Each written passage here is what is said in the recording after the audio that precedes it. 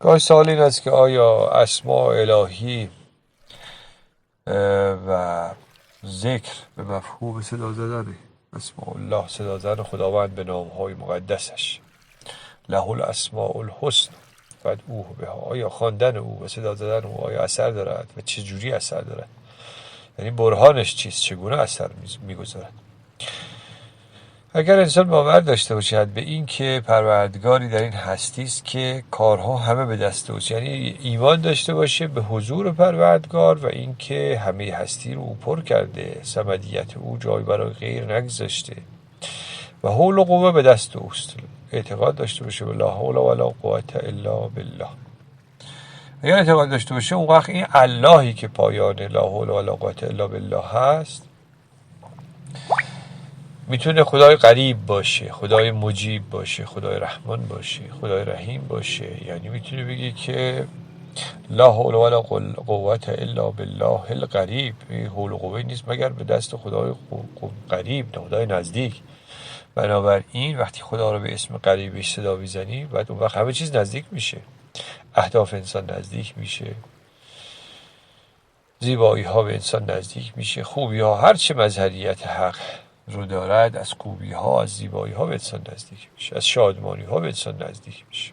خدا رو به اسم غریبش صدا، به اسم مجیب صدا بزنیم پروردگارمون دستگیر است، اجابت میکنه. اون وقت حول و قوه به دست کسی نیست مگر به دست خدای مجیب، اجابت میکنه. وقتی به اسم مجیب او رو صدا میزنی اون وقت میبینی که محقق است در این هست. اما آیا صرف صدا زدن همین اثر داره؟ صرف صدا زدن نباید بریم کتاب شریف اسماء الحسنی جناب ابن عربی رو ملاحظه بفرمایید، ببینید 3 مرحله است. یک مرحلهش تخلق است، یک مرحله صدا زدن و دعا کردن و ذکر گفتن این است که انسان متخلق بشه به اون اسم. یعنی برای اینکه خدای قریب به تو همه چیز را، خوبی ها را به تو برساند، خودش به تو نزدیک باشد، تو باید مظهر اون خدای قریب باشی. تو انسان ها رو به آرزوهاشون برسون، کودکان رو به آرزوهاشون برسون، آرزوهای کوچک که از دستت برمیاد میتونی اجابت کنی، اونا رو انجام بدی. مظهر خدای قریب باش.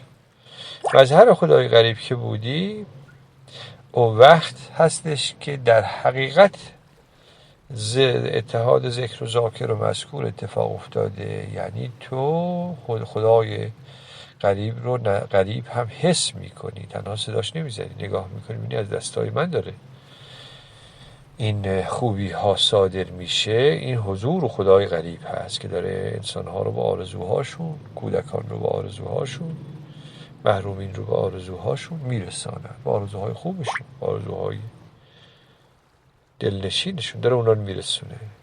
و این دیدن خدای غریب 1000 کار میکنه.